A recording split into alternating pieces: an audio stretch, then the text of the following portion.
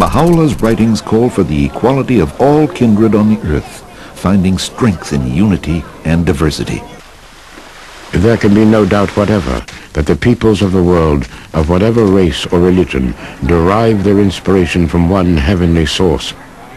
Cleave unto you that which draweth you together and uniteth you. The teaching of unity in diversity which Baha'u'llah brought to this world, it helps people to see differences not as something threatening, but something that makes the world a beautiful place to live in. Every human being is like a flower, and the more diverse the flowers in a garden are, the more beautiful it will be. When you explain the Baha'i teachings, unity of mankind, equality, men and women, and one international language, so on and so forth, I was not going to that part. They all say that it's wonderful, that's wonderful, but it is utopia, it is utopia in Greek. It means that it's very good, but you cannot put in the practice. But Baha'u'llah, when he declared unity of mankind, he did that. You can go to the Baha'i meetings everywhere. They came different background of religious background, national background, racial backgrounds, and they are united under the banner of Baha'u'llah. Regard ye not one another as strangers. Ye are the fruits of one tree and the leaves of one branch.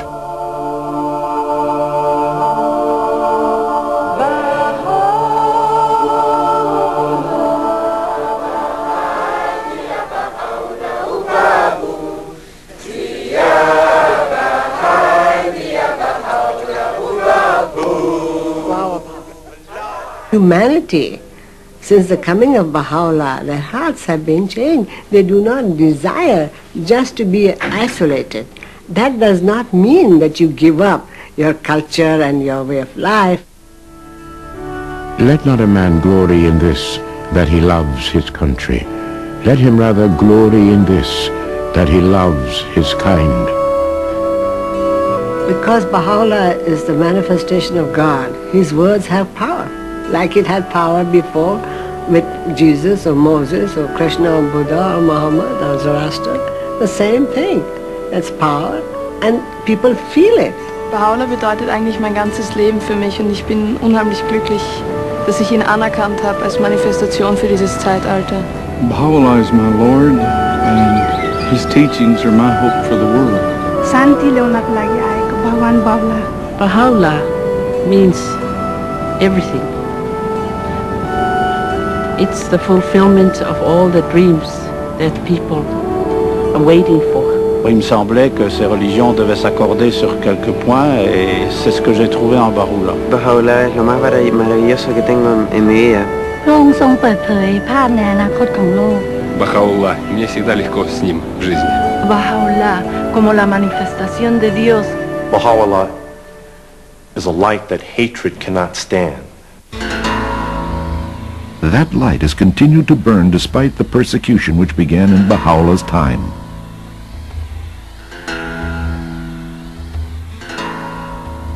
The persecution has intensified in our own time under the Islamic revolutionary regime.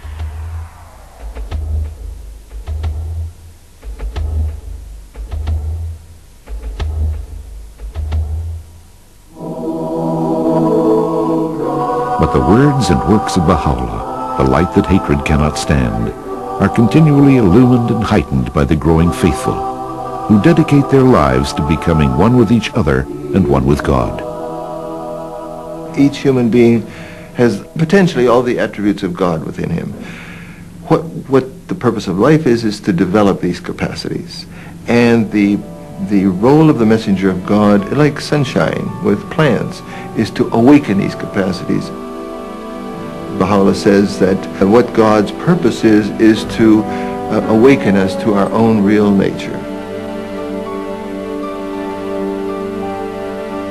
The whole earth is in a state of pregnancy. The day is approaching when it will yield its noblest fruits, its most enchanting blossoms. Glorified is the breeze that wafteth from the Lord, for it shall make all things new.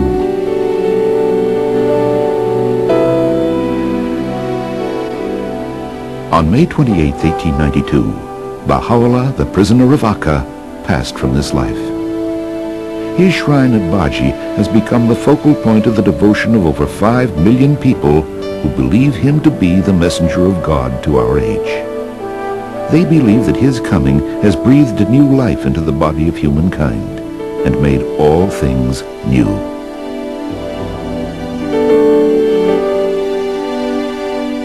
"100 years after his death, thousands gathered at Baha'u'llah's home and his shrine at Baji, where the work, begun in a prison cell years before, reached its most soul-stirring climax.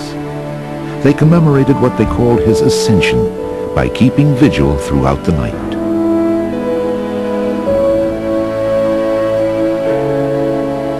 In an act of devotion and love, they circumambulated the shrine, orbiting it as the planets orbit the sun.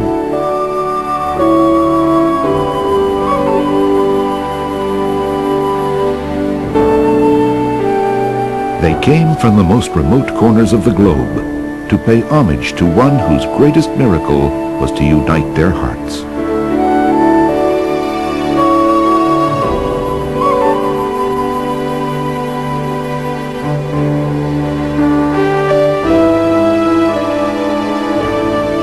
What is it that these people have witnessed? Could it be that their hearts have been opened by the revelation of God's messenger to our time?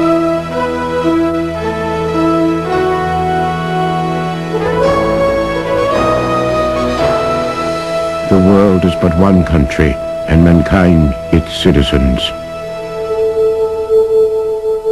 Let not a man glory in this, that he loves his country.